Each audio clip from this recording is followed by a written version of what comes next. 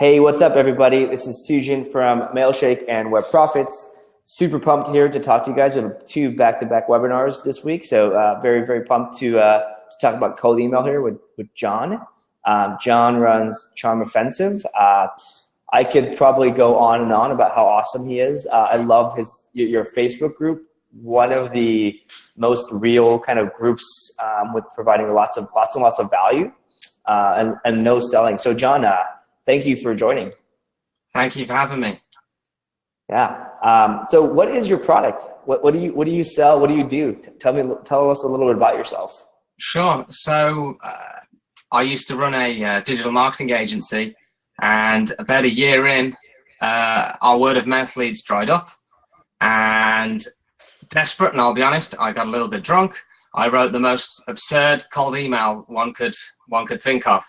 And I remember thinking at the time, what is the opposite of what everyone else is sending? Because I would get cold emails offering digital marketing, even though I was a digital marketer myself. And I wrote this absurd cold email, started sending it out to the very senior marketing people at global brands. And to my amazement, it worked. One of my favorite responses simply read, "My colleague forwarded me your spam email and we would like to meet you to discuss opportunities." And awesome. I got all these glowing responses, and I met with brands like Red Bull and PepsiCo, Hewlett-Packard, Cisco. The name dropping goes on. And I realized, it took me about 5 years to realize, actually, this is what I should do for a living. And last year I started Charm Offensive, and we do a creative B2B, direct mail, cold email, and social media campaigns. And 3 months ago, I decided to start a Facebook group around my unusual approach to new business and lead generation. And that's taken off as well. My message has resonated. You were right. You know, I just try and give value, and I'm completely honest with my approach, and it seems to have taken off. I can't quite believe how it's gone. Awesome. Yeah, I've actually only heard about you maybe 2 months ago, and I've been following along. It's been amazing. I've gotten a lot of tips on cold emails. Fantastic, man. Thank you very much. Cool. So let's jump into the questions. I'm going to jump in with a basic one. And for those of you guys who have asked questions about Mailshake, we'll address them towards the end. I want to make sure we give John as much of the attention as we can. So let's just say, you're starting off with cold email. What would you like? You're sending you can make up a scenario here, but like you want to get started. You're writing an email. What do you do? Like how do you go about getting started with writing the copy? So I've got I've always found that. Let me just first start by saying that my approach isn't the only one that works, but I've always, it's worked for me. I always think that first line should be the most honest thing possible. So a lot of the times, if you've just bought a list, for example, and it's like the one I did, marketing directors, I have no reason to email them other than, it's obviously I'm selling to them. So I would start with greetings, first name. You've never heard of me. Hi, I'm John. I got your details from a list. Gasp, but at least you're list worthy. That's got to be worth something, right?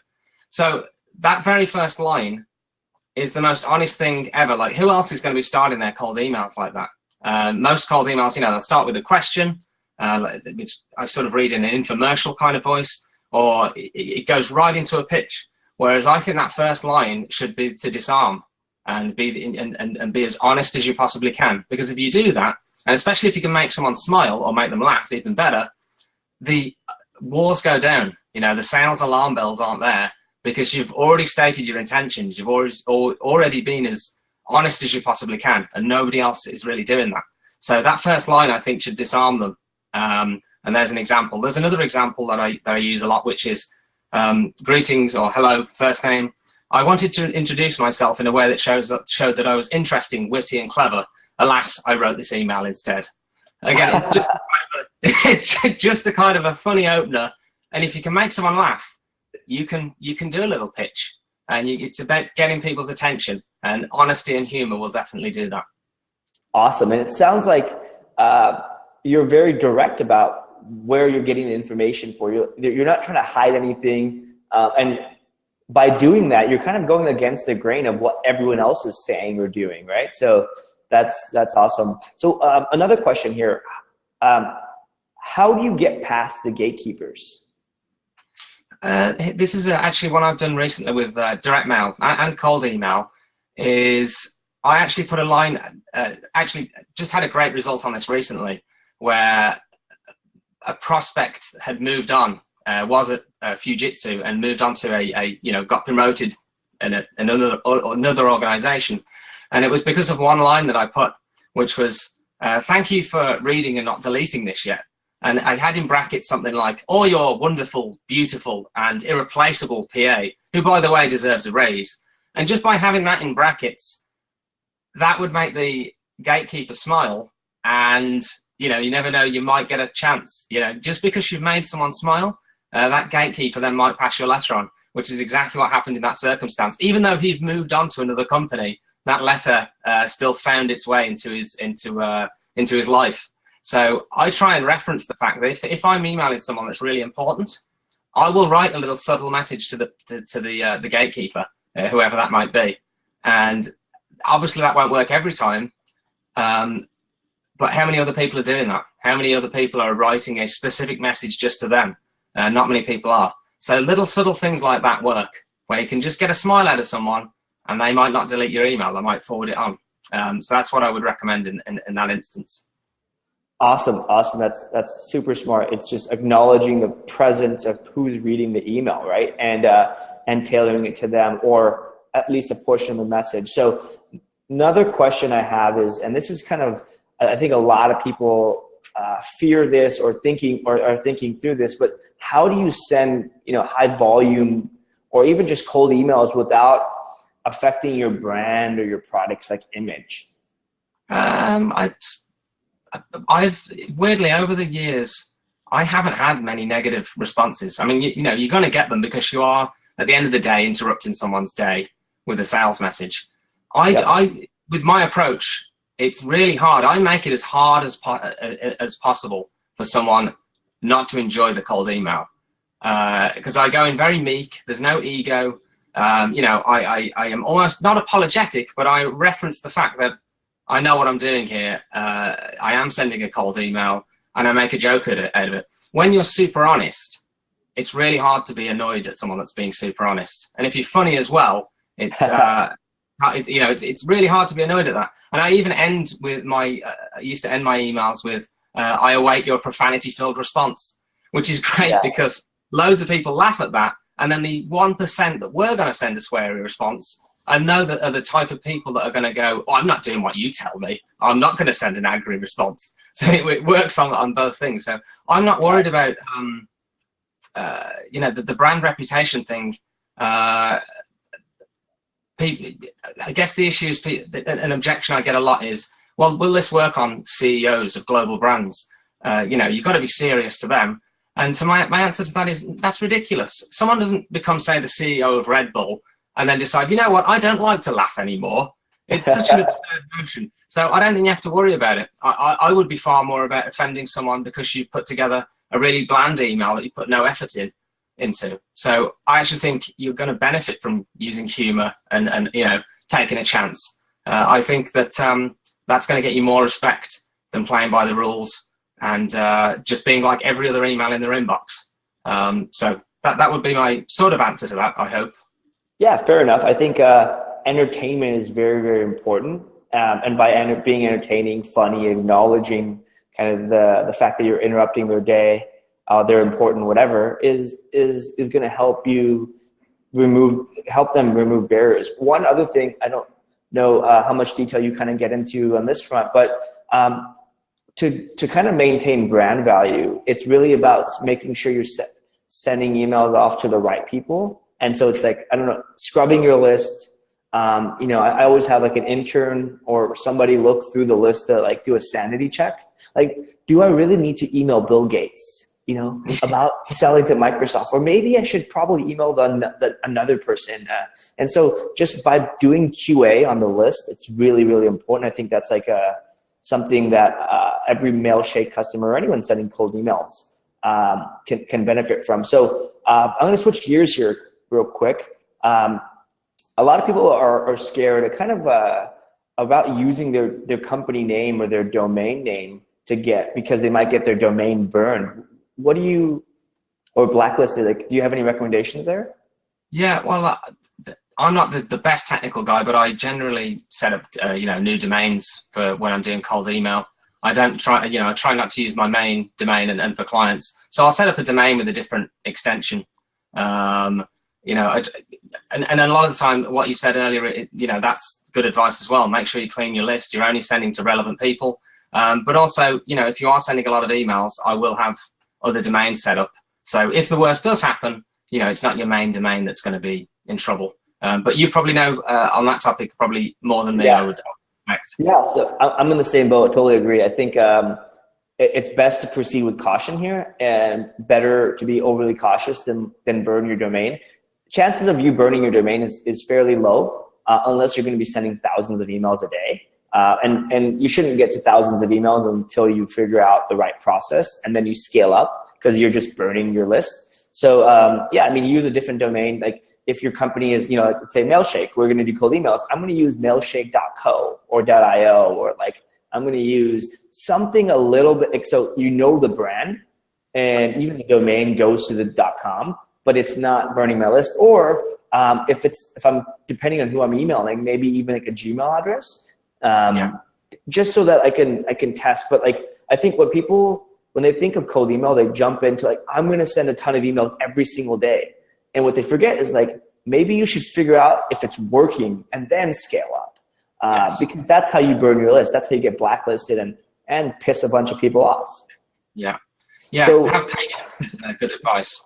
So I don't know if you're kind of if you have this knowledge or kind of this is what you do a lot of, but when it comes to kind of sourcing email addresses and finding prospects emails, how do you go about doing that? Or is that something you worry about? No, there's a few different ways. Obviously, there's outsourcing it and then cleaning it. So having a good idea of who your prospects are, and you can outsource that. There are obviously different scraping tools that you can use and prospecting tools that you can use. So there's sort of Lead IQ and Hunter.io and all of those kind of tools. But you can find pretty good people to outsource this to, and there are pretty good brokers that you can find as well. So for me, it's always I have a few different approaches, but I have a kind of a reliable supplier that I use because as a small agency, I didn't want to spend a lot of my time scraping stuff myself.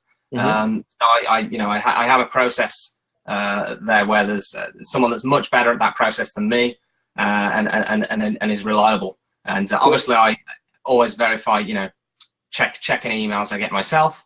But having someone reliable, that's got a track record, it always helps. What would you recommend on that topic? Yeah, so there's a couple of different places, and a few people are actually commenting with their feedback. So David Boney, sorry for saying if I said your name wrong, recommends slick.ai, pretty cool tool. Personally, I've not used it, but check that out. I use Voila, Norbert, Twofer, Hunter.io, all those tools, LinkedIn, and I use this tool called Contact Out, silk.ai. David has corrected me, sorry. But yeah, so Contact Out is awesome. Contact Out is an extension that LinkedIn hasn't banned yet. LinkedIn has been notorious for banning things. So I go through people's LinkedIn profiles and actually, and kind of when I go through them, Contact Out can find that information. So if you're doing it manually, that's a good place. I also use Upwork. So what I do is I kind of document out the things I use to find email addresses, and I go and find reliable people on Upwork that can kind of outsource to. And I'm very much I sway to having people do it and lower cost labor plus tools to do it, because you get cognitive brain power looking at it, and humans. I think there's lots of tools and processes that you might not always get the best quality, and so in my opinion, you end up kind of emailing too many people. But multiple ways, and we'll link to all these things in the show notes and right after this in the comments. All right, so let's switch gears. What's the best way of finding clients? Let's just say for maybe your agency, or if you're just getting started, you don't have a brand or anything. Sure. Well, it's really thinking about who you can help. And I used to be on there's two kind of spectrums here. One of them is where I used to be, which was like anyone with budget I'll work with. And then the other side is where people get too rigid and they only want to work with, say, organic alcohol brands in some little town in the UK where there's only like 5 customers total. And I think the reality is you should be somewhere in the middle. And, you know, is there particular sectors that you can help? Are there particular company sizes that you can help? What are the job titles? If you think about that, a really good tool is LinkedIn Sales Navigator. You know, you can really look at, you know, using the search filters, you can really drill down and find, you know, ideal clients. And there's a great search filter on Sales Navigator, which is the time in role search filter. So you can find people that have, say, a 500 employee company in the food and drink sector, marketing director, they've changed roles in the last 90 days, which means they've either been promoted or they have moved jobs. And those people it's a great time to get people, because I've always said that the right words in the right order to the right people can get you anywhere. It's the right time that's hard. And with Sales Navigator, there's a way of getting people at the right time. So I would say, figure out who you can help, figure out the type of work that you like doing. Is there particular sectors? Are there particular company sizes? And then use Sales Navigator to really, you know, drill down and find the types of companies that you want to work with. And then you can use those search queries to, if you want to outsource prospecting to people on Upwork, you know, you can provide examples and provide search queries using Sales Navigator. That's what I've always done anyway. Yeah, and I think one of the things you said within your answer was that you're very, very specific with who you target, right? If you're just starting off, you're just getting client, you want to get your first few clients, you got to be specific. And then the second thing you said is really, really important. I think this goes with like anything cold email or in life in general is kind of my mantra, is help people. Figure out who you can help and help them. David, the tool John just mentioned is a LinkedIn Sales Navigator tool. It's called Sales Navigator. Cool. Looks like you guys are answering your own questions here. So perfect. All right. So I'm moderating comments at the same time. So balancing a couple of things here. All right. So do you want to share your presentation? I think there's a couple things I found that were really, really awesome. So we're going to switch gears away from questions here a bit, because I think John has some really awesome examples that I want to make sure we do. So I'm sharing your screen here, so you can go ahead on. Shall I go straight to a few different examples? Yeah, let's do it. Awesome. So I do have responses that I can show off. I don't know if these come up, but these are just examples of some responses, and they're, you know, pretty much like, this is the best cold email I've ever received. I never look at these, but you made me. You got my attention. So this is just me showing off. So I'll scroll away from here. These are just some screenshots of other people that have taken my advice, used humor, and done well. And here is an example. So I know this is a letter. And if you can't see this very well, if you search Twitter for found the ferret, the hashtag, you'll see a few people that have scanned my letter in. So hey, John, sorry to interrupt here. We can't actually see anything past your first slide. Okay. Yeah, I'm moving. Yeah, I don't know. Okay. Yeah. Okay, everyone sees it fine. Okay, cool. Never mind. Keep going. Maybe it's just on me. Yeah, okay. We can see it. So, keep going. Yeah, so this one, if this is hard to see, do search Twitter for found the ferret hashtag. I know that sounds a weird hashtag to look for, but I used to send this as an email, and I started sending it as a letter, and then I would follow up with an email that mentioned the ferret sticker in the subject line. But this exact copy I used on a email, and I could read through it if people wish. Yeah, so let's do it. Greetings, Joe. You've never heard of me. Hi, I'm John. I got your details from a list. Gasped, but hey, at least you're list worthy. That's got to be worth something, right? Okay, let me get down to brass tacks. I'm writing to you from the office of Render Positive, a highly creative marketing and advertising agency I run with my brother Gary and a team of 20 people far more talented than me. For over 5 years, we've run our own amazing agency and we absolutely love it. It's a wonderful feeling to know we're not ripping clients off and we're producing the best work of our lives. We're looking to win clients over to our side and away from those evil, okay, maybe not evil, but not as good other agencies. If you let me have a chat about your digital marketing needs, I will buy you lunch or coffee or tequila shots and promise to be somewhat entertaining. If you're lucky, I may even wear a top hat. First off, I'd love to provide you with some ideas you're free to steal. I've included a sticker containing a picture of a ferret that has been dressed up. According to the internet, his name is Colin. I trust this will charm you into submission. I await your profanity-filled response. Have a splendid day, John. So this I used to send in an email, and basically there's just enough humor and honesty in there that you know, you can imagine that will stand out like a sore thumb in someone's inbox. You know, no one is writing, you know, I'm not a copywriter. I've got no training as a copywriter, but I do know humor formulas. You know, I've been obsessed with comedy, stand-up comedy, sitcoms since I was a very, 6 years old. Used to watch that till like sort of 4 in the morning. I'd watch sitcoms and stand-up. So there's various joke formulas that I use, and one of them is the triple or the power of 3. So the one in here is, if you let me talk to you about your digital marketing needs, I will take you for lunch or coffee or tequila shots and promise to be somewhat entertaining. So you've got the lunch, which is sensible, coffee, sensible, tequila shots. That's completely ridiculous. Who is offering to take someone in a business context to tequila shots? So there's these little joke formulas that you can use that in the context of business email, they're going to stand out. If you imagine someone reading this out, they're not going to have any other cold emails like this. And at worst, it's going to make them smirk.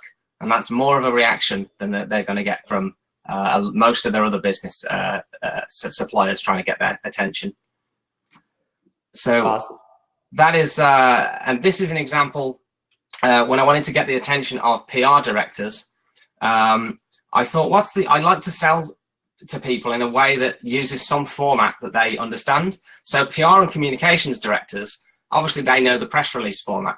So I wrote to PR directors and said this, for immediate release, Charm Offensive CEO reaches out to Director of Communications of Sony Music UK Limited, London, England, January 16, 2017. In an unexpected move, John Buchan, CEO of Charm Offensive Limited, is believed to have sent a completely unsolicited email to IndieV, Director of Communications, Sony Music UK Limited. It is understood that Mr. Buchan is offering advice, support, and a priceless gift. A picture of an amusing picture of a dog wearing a top hat and a monocle.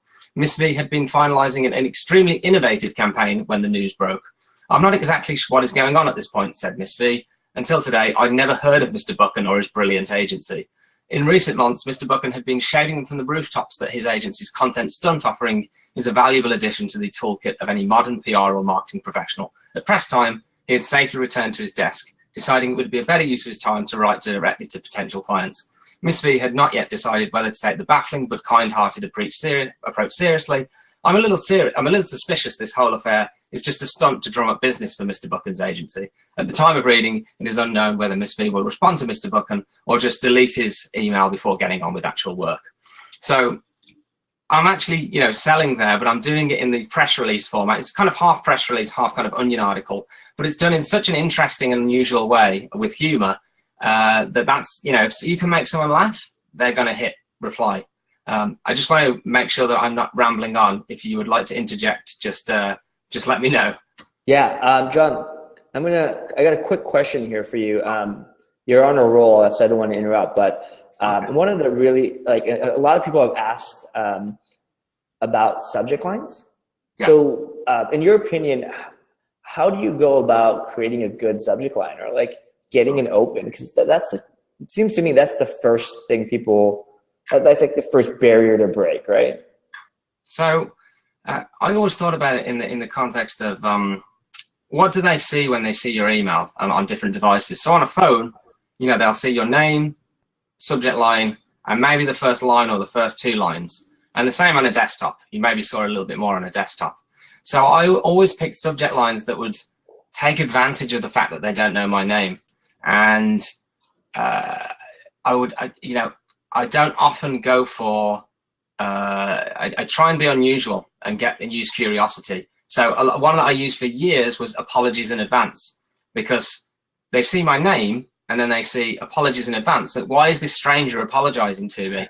And that always worked really successful. And then especially as the first line is, you've never heard of me. Hi, I'm John. I got your data from a, that's going to get them curious enough to open it, and then they're going to read the rest of it. So there's one example. I would use other ones such as fortune favors the brave, blatant clickbait, just stuff that just interrupts the pattern. When they're looking down that list of emails, what's going to stand out? They don't know your name. How can we take advantage of that? That subject line and first line should make them curious. And I know that curiosity is kind of overused these days, but it still works in this context. And there are sort of simple things that I've been testing at the moment, such as using emojis and things like that in the subject line. That works for my opt-in stuff. I've not tested it much for cold stuff yet. So I would say use curiosity as much as possible and just grab their attention by interrupting the pattern.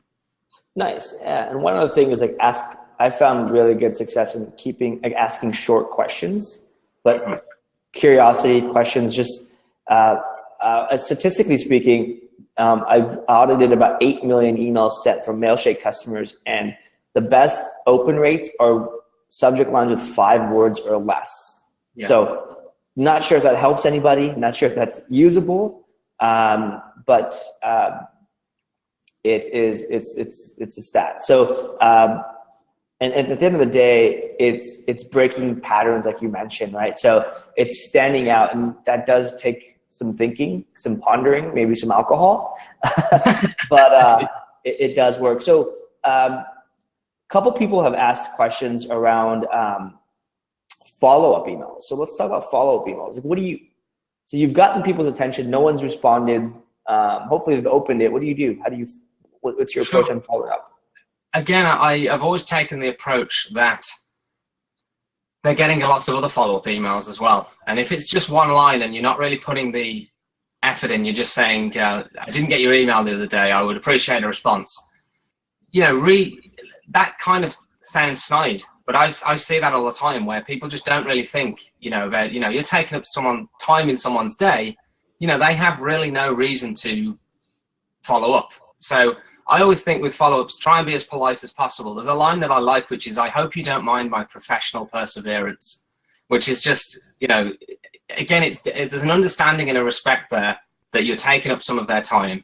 And when you go in meek like that and, you show an understanding, you show respect, you're going to get better responses. And also I try and make my follow-ups funny as well. So if I can have a line in there, here's another example I've used where I give especially this works to marketers, especially because they know, the term call to action. So I say, I know you're busy, so I've provided 3 convenient calls to action for you. Choose wisely. And then number 1 is ignore this email, and I will eventually get the picture, and write sad poetry about the deal we never did. And then it's got most popular in brackets. And then number 2 is something like, reply to this email, the 2 serious options. But there's an element in there that there's a little bit of humor. And again, it's just going to get someone's attention. And it's, at a certain point, being distinct and getting cut through is persuasive. And just try and be interesting, and don't just sort of write something that's going to be stern. Make it, friendly, make a joke out of it, show respect. That's always worked for me. When you do follow-up emails, do you change the subject line, or have you seen any success in that? I play around. I've played around with it. I don't know if I've got. I don't have the level of data that you've got, obviously. So I'd love to hear your thoughts on that. But it really depends on the campaign, because sometimes I'll have a campaign where the follow-ups are all really creative, so I'll change the subject line. And then other ones, it's the first email's the real creative one, and the follow-ups are just me trying to get them to see it again. So I've tried both, but you probably know better than me, actually, of what's the best one there. Or maybe you don't. I don't know. I don't have anything conclusive, to be honest. I think it comes down to like what the copy on the email says, and if you can get if you on the first email have done well avoiding the spam filter and got into their inbox, they've opened it, you have a really good chance of, you don't need to do anything in the subject line, just got to add more value in the actual body, because you've gotten past the open. If it's not been open, it generally, you kind of miss the boat on the first email, and like the subject line in the second one may not be the actual thing.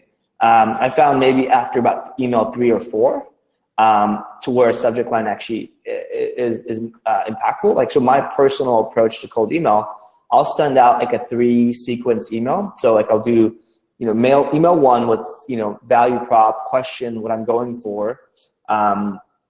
And then email 2 is a follow-up with some more information, usually a piece of content or a couple pieces of content.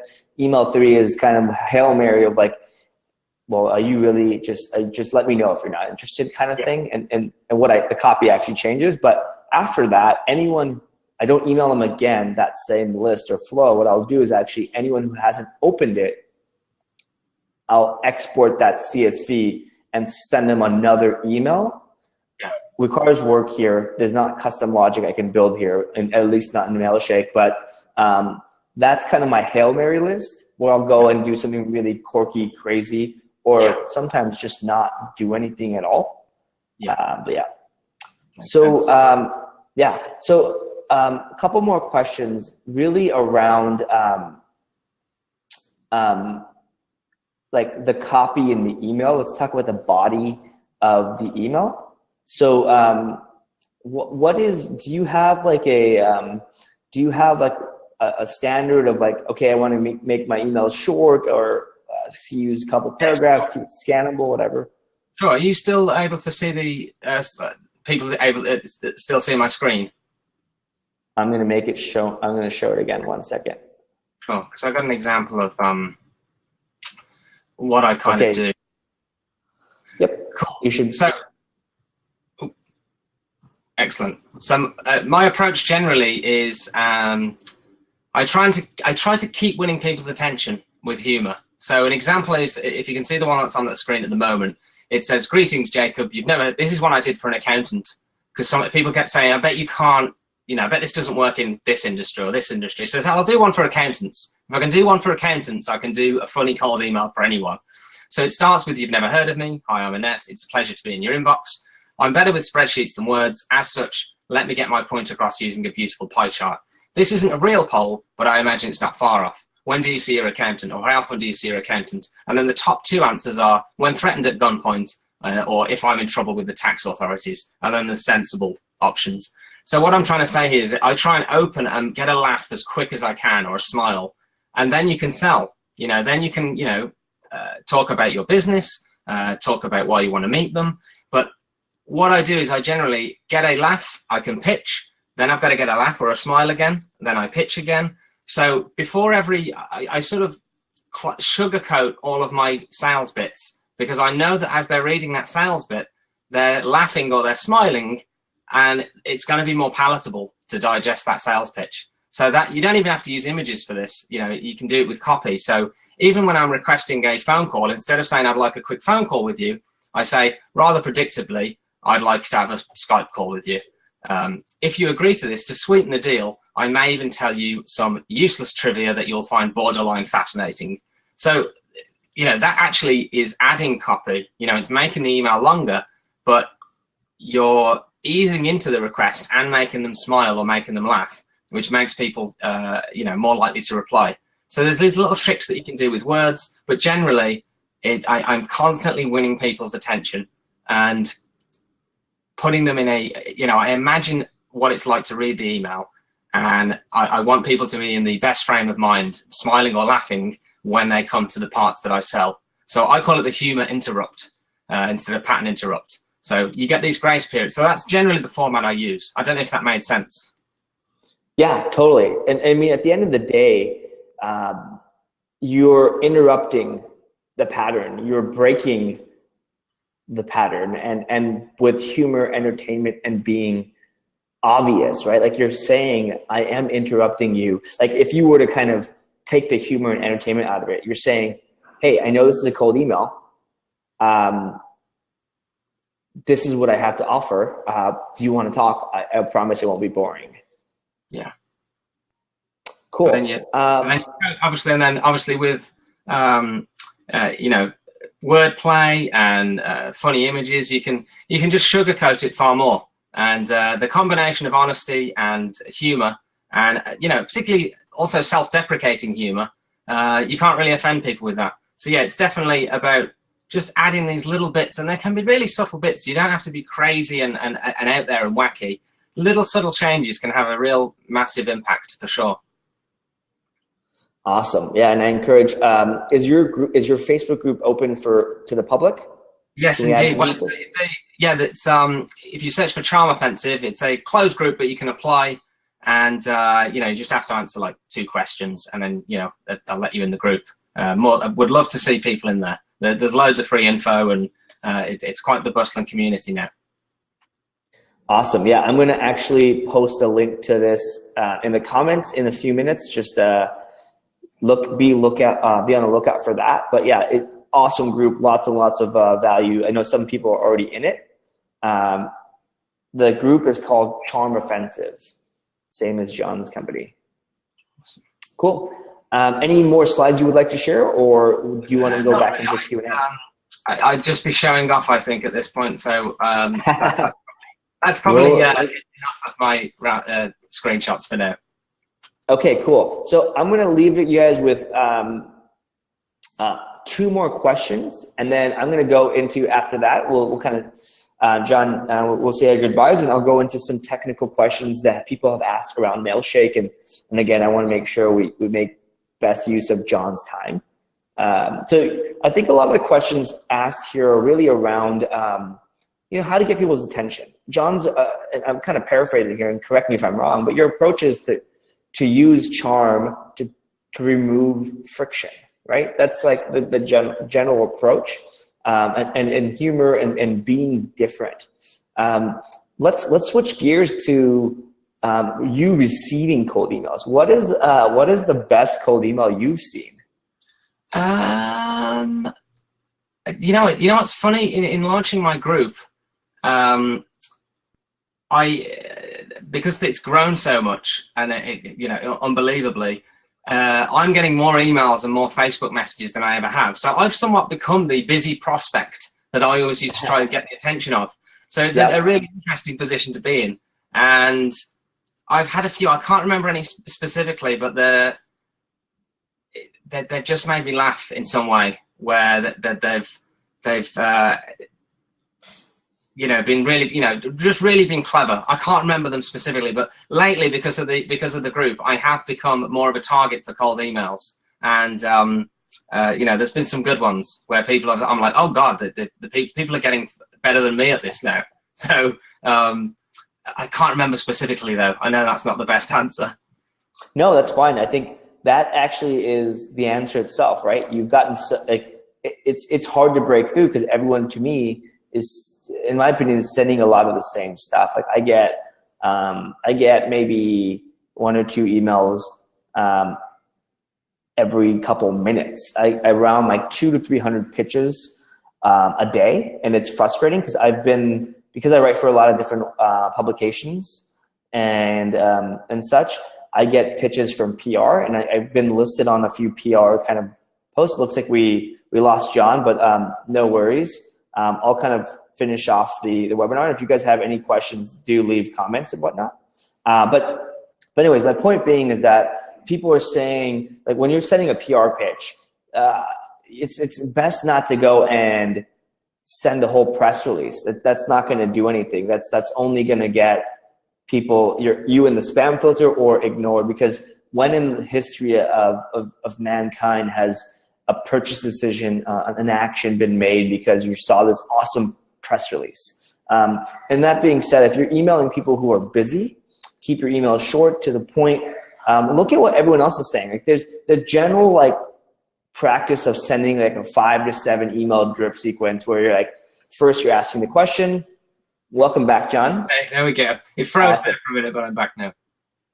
Awesome, cool. Well, I was just saying, there's too many people sending generic pitches. They're sending a press release when they're doing a PR pitch to get maybe their CEO covered in a magazine or whatever. They're sending a PR pitch with a press release. Number 2 is I get a lot of these because I'm listed on some of these publications, or like these newsletters or groups or private software or whatever lists. And what they're doing is they're emailing me asking for me to write about their company, when reality is I'm a marketer, and the only reason I'm writing about these places, writing at these places, is to build my brand. So they're reaching out to the wrong person. They need to be reaching out to not the contributors, but they need to reach out to the people who actually, the staff that write there, right? So don't reach out to CEOs pitching them about interviewing a CEO. That doesn't work. Reach out to staff writers. Reach out to writers, freelancers there. The second thing is, I get this so many times because I run so many different blogs, is people pitching to guest post. If you're pitching on a guest post on a site or a blog, you're never going to get it by asking the question and following up a gazillion times. It never works. You're never going to get like when you're pitching for guest post, it's not a numbers game. It's a quality game, right? Like when you're doing guest posts, there's probably 100, 200 sites out there that you could probably ever get on.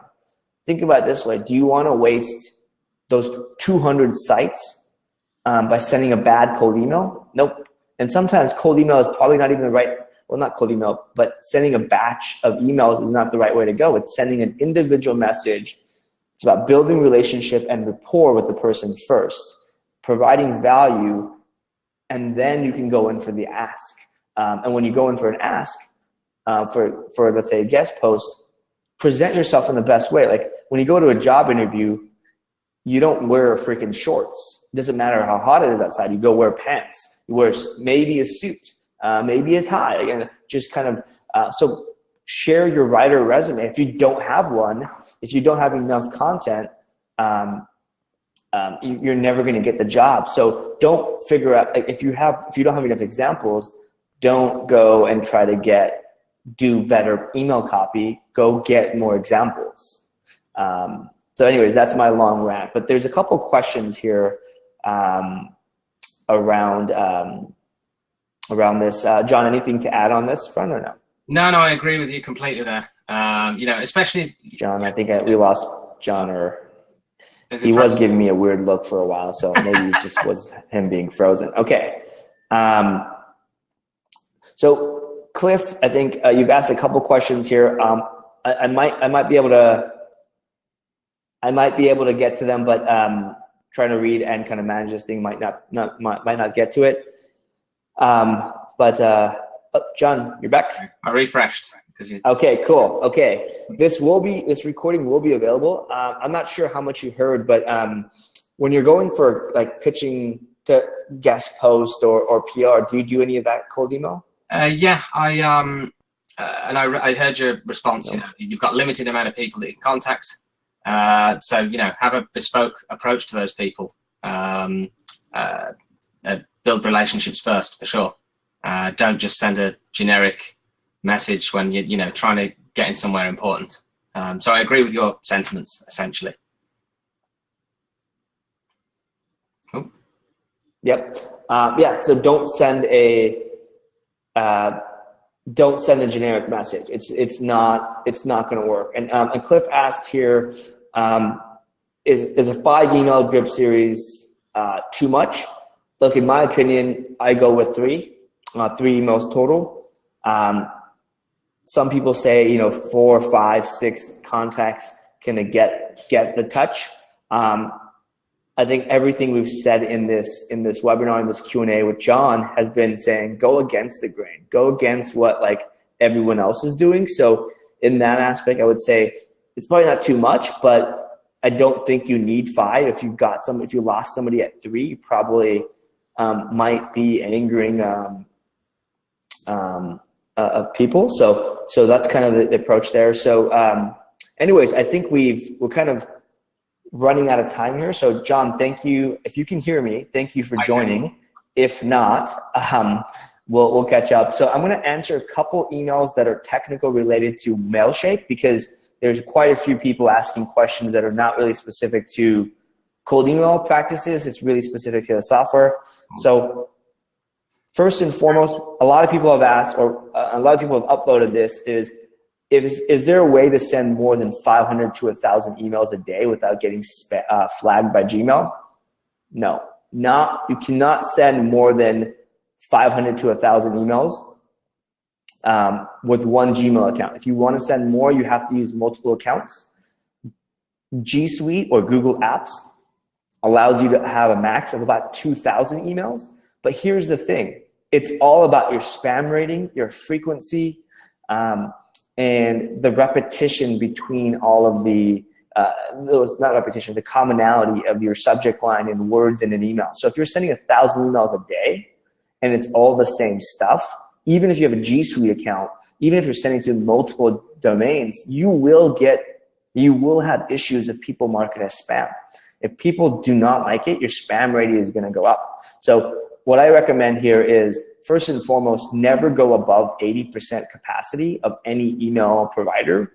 So I would recommend using, if you're going to send 1,000 or more, using 2 or 3 different email addresses and splitting the campaign up into different email addresses.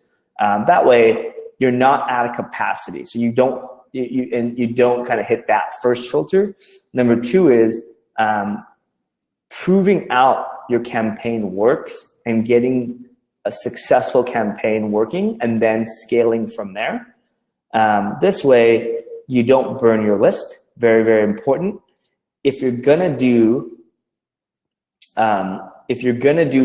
high volume emails, again, use multiple domains, use G Suite, use throttling, and space up the emails. Gmail and Mailshake actually will let you space out and optimize automatically to send those out. Now, the other thing to note here is if you're sending an email, 1,000 emails a day or however many, what the limit is, that Google's limit is not the number of emails you send out through Mailshake. It's the number of emails you send and receive total in a day. So that accounts for all the email responses you're manually sending out to people maybe who have responded to previous campaigns. So if you consistently hit the top limit, that shows sign of spam, and so you're going to get issues. This is not a tool issue. This is purely a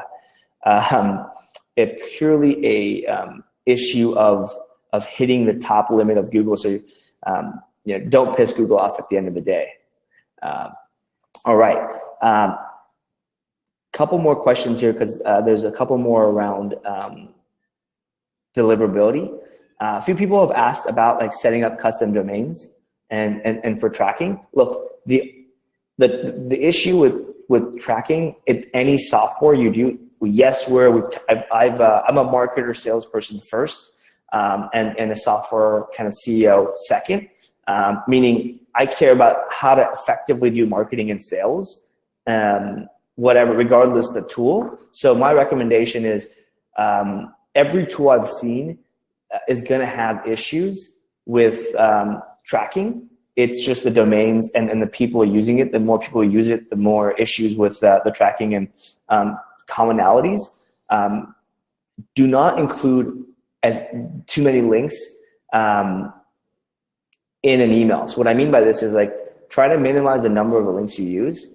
I recommend not using tracking. I actually recommend just simply looking at the response rate, because you can track that, and judging your performance based off the response rate and the positive overall responses you get. You can use a CRM to do that, or just kind of use Mailshake's lead catcher. But the more links you have in an email, the more likely it will go into spam or the promotions tab. So it's generally bad. That's kind of my 2 cents there. And again, we've made a lot of improvements on the emails, and that's a good point, Gabriel. You mentioned validating emails. Again, scrubbing your list is very, very important. If you have a high bounce rate, you're also going to go into spam. So you can use tools like bouncelist.io, never bounce. Peter, we're saying the same thing here. Make sure you scrub the list beforehand. Very, very important. I find that usually if you're buying a list, really, really important to do, because you will get blacklisted or spammed at the very least. Scrub that list. People likely have old lists, or they've systematically kind of built these lists and they're just outdated, or those emails have been spammed like crazy. So just scrub the list. That's going to solve one thing. Number two is make sure you do a manual review. These things take time. They take human intervention, but do a manual review. So you're not, I always say, like, you're not emailing Bill Gates, right? Like, first of all, he runs a charitable foundation now, no longer Microsoft. So you're selling to the wrong person, but sell to the right level of people. And or remove, if you're gonna send an email out to, let's say high volume 500 emails a day, which I don't personally think people need to do, but if you are gonna do that,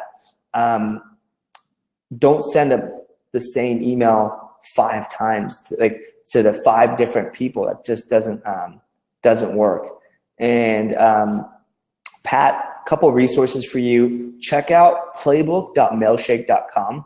It's this 10,000 word ebook that will tell you a little bit about everything you need to know around cold email, a little bit about everything, and then check out the blog, probably going to give you a lot more. But yeah, and lastly, people were asking, how do I send cold emails out without wrecking my send rate? Well, look, space it out, minimize links, scale after you've proven success. Too many people jump the gun. And check out our blog. We've had a lot of emails, lots of articles on kind of how, like, best practices. And I know John is not online here, but thank you, John, for joining. And be sure to join John's group, Charm Offensive. Really, really awesome group. Lots of value. No promotion. I think there's just a lot to learn. It's not John Offensive. It's Charm Offensive. So we'll post the link here in the comments. And thanks, guys. Take care.